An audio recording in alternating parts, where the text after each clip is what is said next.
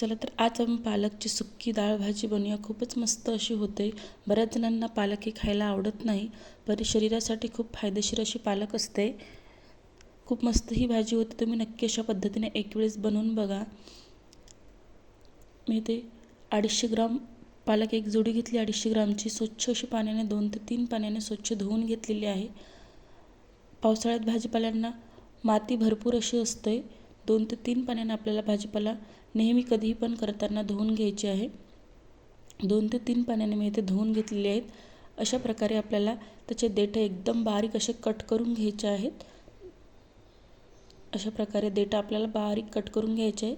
व जेव्हा मग आता पालकचे पानं ते थोडेसे मोठ्या मोठ्या साईजने कट करून घ्यायचे आहे. नाहीतर एकदम अशी गाळसर आपली भाजी होते. अशा पद्धतीने 1 ते 1.5 इंच अशा कट करून घ्यायची. सगळी पालकची भाजी मी याच पद्धतीने कट करून घेतलेली आहे.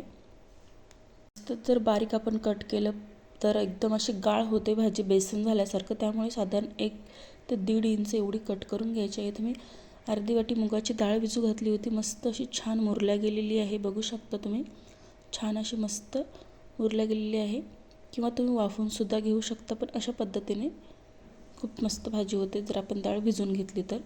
कढईमध्ये तेल छान असं गरम झालं की त्यामध्ये आपल्याला कांदा घालून घ्यायचा आहे. तेल छान असं गरम झालेलं आहे.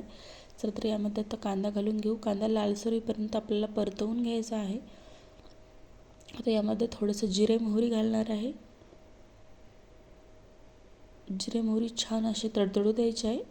छान असे तडतडले की त्यामध्ये आपल्याला लसणाची पेस्ट घालायची आहे.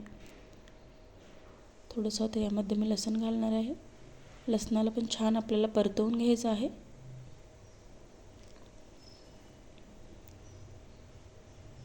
मस्त छान असा लसूण पण आपला लालसर झालेला आहे. थोडीशी आता कोथिंबीर घालायची आहे यामध्ये.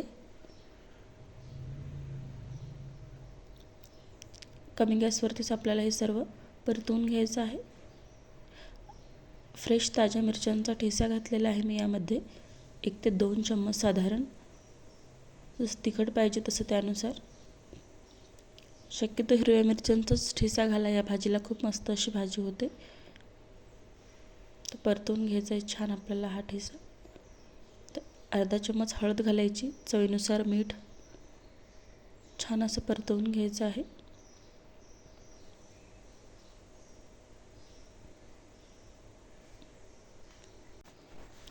आता यामध्ये आपल्याला पालक टाकून द्यायची आहे.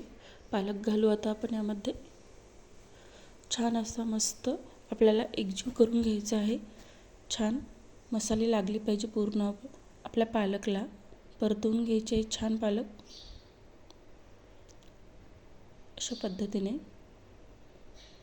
आता आपण फुल गॅस करू. खूप मस्त अशी तुम्ही अशी जरी भाजी बनवली तरीही पण खूप मस्त लागते. डाळ जरी या भाजीला नाही टाकली तरी पण खूपच कमी अशी पालकची भाजी होते. दिसायला तर दिसते अशी खूप. मी पाणी वगैरे यामध्ये बिलकुल घातलेलं नाही. जी आता डाळ भिजायला घातली होती ती आपण यामध्ये टाकून देऊ. पालकचंच पाणी भरपूर असं सुटतं. तर आपण छान मिक्स करून घेऊ.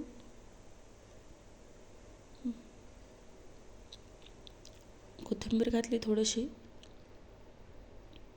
छान असं परतवून घेऊ आपण.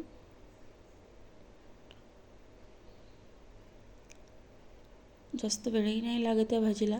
4 ते 5 मिनिटांमध्ये ही भाजी रेडी होते. थोडंसं जिरेकूट टाकू. पुन्हा थोडंसं परतवून घेऊ. मस्त असं हिरवीगार भाजी आपली दिसत आहे. थोडंफार पाणी आहे. परत आपण थोडा वेळ प्लेट झाकून ठेवू. डाळ पण आपली साधारण कच्चीच आहे. 2 मिनटं साधारण आपण याला प्लेट झाकून ठेवू. तर चेक करू. मस्त आपली भाजी रेडी झालेली आहे.